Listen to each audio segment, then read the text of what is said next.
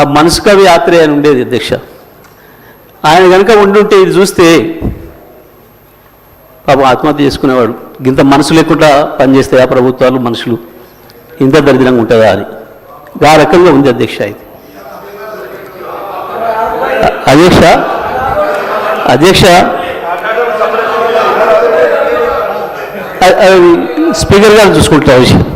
ఎందుకంటే ఎందుకంత భయపడతారు ఆగరాదని? గంట 10 నిమిషాలు మీరు మాట్లాడితే ఒక అక్షరం ఎక్కడి నుంచి ఎవరు మాట్లాడలే.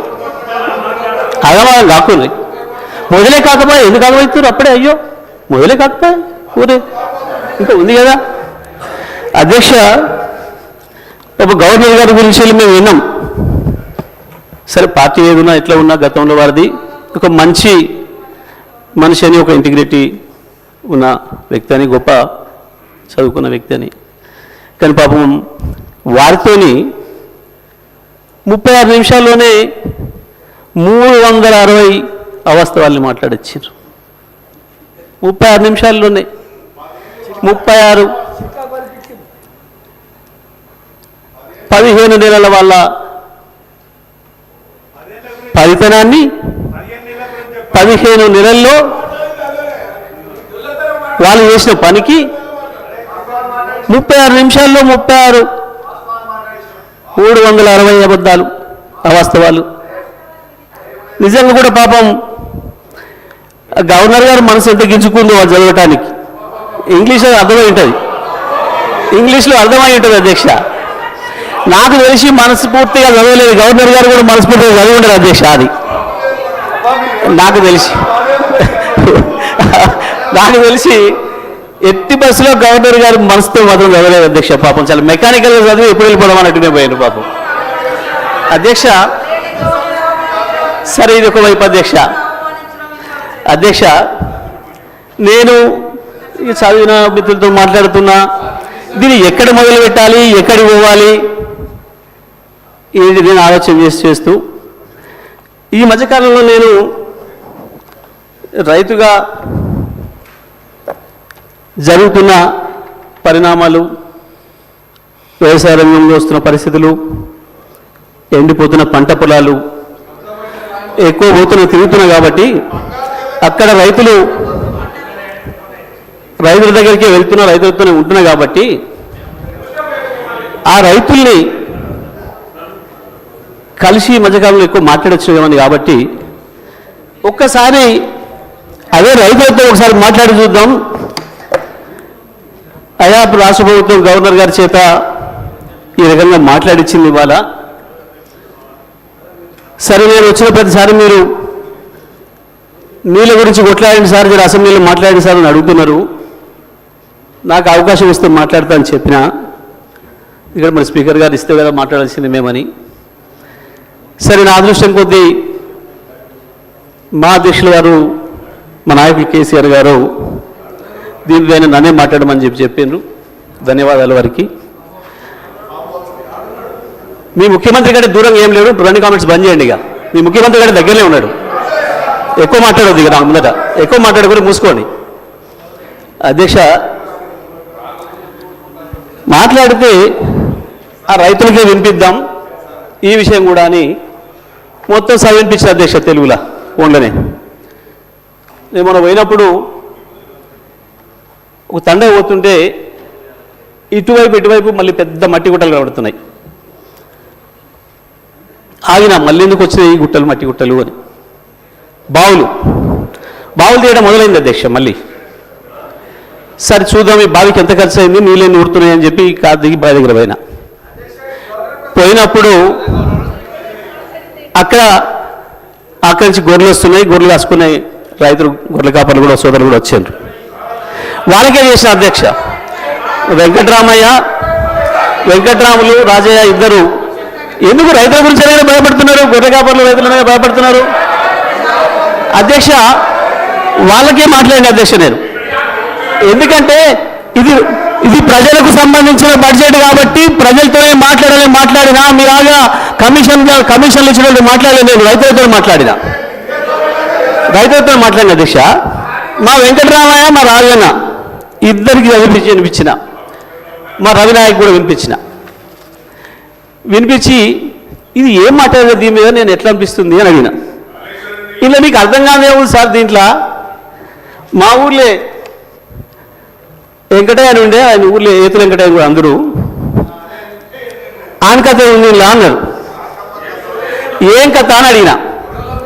ఏం లేదయ్యా, ఒకరోజు పొద్దున్నే ఆయన భార్య సర్పంచ్ కాడికి వచ్చింది. ఆయన భార్య సర్పంచ్ కాడికి వచ్చి కంప్లైంట్ చేసింది, మా వెంకటయ్య నన్ను కొట్టిండు, జర పిలిపించి మాట్లాడమని చెప్తే ఆయన పిలిపించిండు పెద్ద మనిషి. ఎందుకు కొట్టి ఏం సంగతి అని అడిగితే, నేను మా అమ్మగారింటికి నువ్వు పాలు వేయొద్దుమని అన్నాడు, నేను పోస్తా అన్నా. నువ్వు పాలు వేస్తే ఊరుకోను అన్నాడు, నేను పోసి తీరుతానంటే నన్ను కొట్టిండు. పాలెక్కడి, నీకు బర్రె లేదా పాలెక్కడి అని చెప్పి ఆయన పెద్ద మనిషి అడిగింది అధ్యక్ష. అడిగితే నాకు 4 బర్రెలు ఉన్నాయి అన్నాడు అధ్యక్ష. ఈ 4 బర్రెలు ఎక్కడిదా, నీకు ఒకటి కూడా లేకపోయా, మా ఊరందరం చూస్తుంది 50 మంది ఉన్నాం, అందరూ తెలుసు, నీకు బర్రెలు లేవా ఎక్కడిదా అంటే, అధ్యక్ష పోయిన బర్రె దొరికితే, సచ్చింది బతికితే, పోయింది దొరికితే, మా అత్తగారు ఒకటి పెడితే నేను ఒకటి కొంటే నాకు 4 బర్రెలు ఉంటాయి, నాకెందుకు 4 బర్రెలు అన్నాడు. ఇది కూడా అట్లనే ఉంది అధ్యక్ష ఈ గవర్నర్ గారి ప్రసంగము. అంతకు మించి ఒక అక్షరం కూడా తేడా లేదు. ఎక్కడ ఇచ్చారు అధ్యక్ష? రైతులకు రుణమాఫీ చేసినారు, రైతు భరోసా ఇచ్చినారు, 12,000 రూపాయలు నా ఈజీఎస్ కార్మికులకు ఇచ్చినారు, 12,000 రూపాయలు నా ఆటో కార్మిక సోదరులకు ఇచ్చినారు, 2,500 రూపాయలు మా మహాలక్ష్మి అక్క చెల్లెలకు ఇచ్చినారు, రైతులకు బోనస్ ఇచ్చినారు, తోం బంగారం ఇచ్చినారు. ఏమి ఇచ్చిన అధ్యక్ష? నా విద్యార్థి సోదరులకు స్కూటీలు ఇచ్చినారు అధ్యక్ష, 2 లక్షల ఉద్యోగాలు ఇచ్చి సంతోషంగా పెట్టినారు. ఎక్కడిచ్చింది అధ్యక్ష? ఎక్కడిచ్చి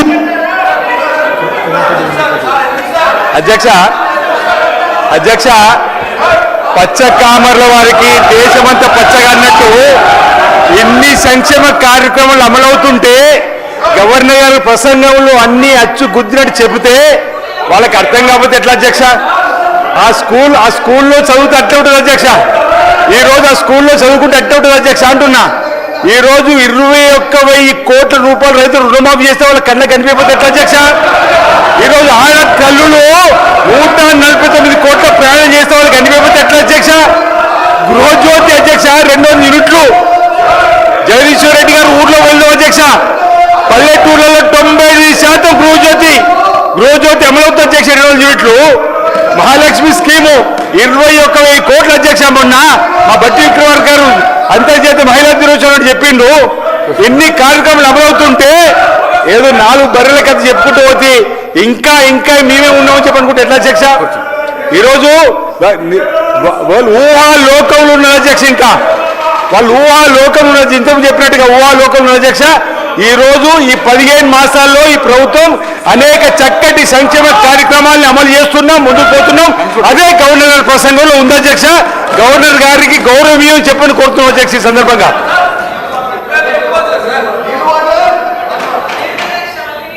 సార్ గౌరవ సభ్యులు మాట్లాడి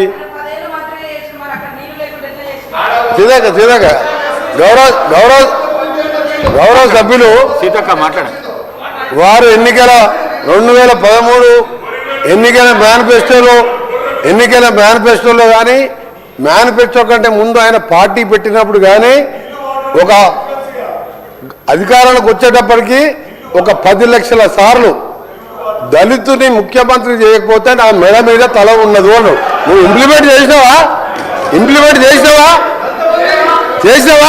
ఆఖరి దళితుడికి 3 ఎకరాల భూమి ఇస్తా, బోరేస్తా, మోటార్ ఇస్తా, 1.5 ఎకరం ఉంటే 1.5 యాడ్ చేస్తా, ఆయన ధనవంతుని చేస్తాను. చేసినావా? చేయలే. మూడవది, ఒక దళితుడు ప్రతిపక్ష నాయకుడు ఉంటే సంతలో పశువుల్లాగా ఎమ్మెల్యేలు కొనుక్కొని ప్రతిపక్ష హోదా లేకుండా చేసి దళిత వ్యతిరేకం నిరూపించుకున్నావు. ఇకపోతే చదివించ ఇంటికో ఉద్యోగం, డబుల్ బెడ్రూమ్, నీ బిడ్డలు తేలమనుకుంటారు. నీ చెప్పబట్టవా? 1,00,000 అబద్ధాలు ఆడి 2 సార్లు అధికారంలోకి వచ్చిన మీరు మేము చేసిన కార్యక్రమాలు లక్షల కోట్ల మంది ఇలా ఆర్టీసీలో ఉచితంగా మహిళలు ప్రయాణం చేస్తున్నారు. చూస్తలేవా? 50 లక్షల కుటుంబాలకు 200 యూనిట్ల వరకు ఉచితంగా ఈ రోజు కరెంట్ ఇస్తున్న మాట వాస్తవం కాదు. ఒక ఇంటికి 600-700 అంటే సంవత్సరానికి 7,000 రూపాయలు ఇలా మిగులుస్తున్నాం. ఇంకా చేసే కార్యక్రమాలు ఉన్నాయి. ఇప్పుడే మా సోదరుడు చెప్పినట్టు, శ్రీనివాస్ గారు చెప్పినట్టు 21 కోట్లు మన జిల్లాలో ఎన్ని వచ్చిన లెక్క వెళ్తే ఆ సభ్యునికి 2 లక్షల లోపు మీరు లక్షనే చెప్పే 5 ఇన్స్టాల్మెంట్లో ఇస్తే 20,000 వడ్డీకి సరిపోయిన అధ్యక్ష. అంటే 15 ఏళ్లలో ఇన్ని చేసిన వాళ్ళం. మాకు ఇంకా 3-4 సంవత్సరాల సమయం ఉన్నది. ఇవన్నీ చేసి చూపిస్తాం. తొందరగా పడతాం. అసలు నువ్వు దళిత ముఖ్యమంత్రి అని ఇన్ని లక్షల మంది దళితులు మోసం చేసి ఇవాళ బీసీ కులగాలను చేస్తే కేసీఆర్, కేటీఆర్, హరీష్ రావు పార్టిసిపేట్ చేయలే. అంటే మీకు ప్రజల మీద ప్రేమ లేదు. అధికారం కోసం తప్పుడు వాగ్దానాలు, 1,00,000 వాగ్దానాలు ఇచ్చును. నీవిచ్చిన వాగ్దానాలు సగం అయిపోయాయి. మిగిలినవి కూడా చేసి చూపిస్తాం. తొందర పడకు. నువ్వు పోయి రైతుల దగ్గర కాదు, రైతుల కోసం ఎవరేం చేసిండు, నారాయణ డ్యామ్ ఎవరు కట్టిండు, శ్రీరామ్ సాగర్ ఎవరు కట్టిండు, శ్రీశైలం ఎవరు కట్టిండు, SLBC నుంచి ఎవరు కట్టిండు, కల్వకుర్తి ఎవరు కట్టిండు, నెట్టెంబాడు, ఇవన్నీ చెప్పాలని చాలా ఉన్నాయి. గవర్నర్ ప్రసంగం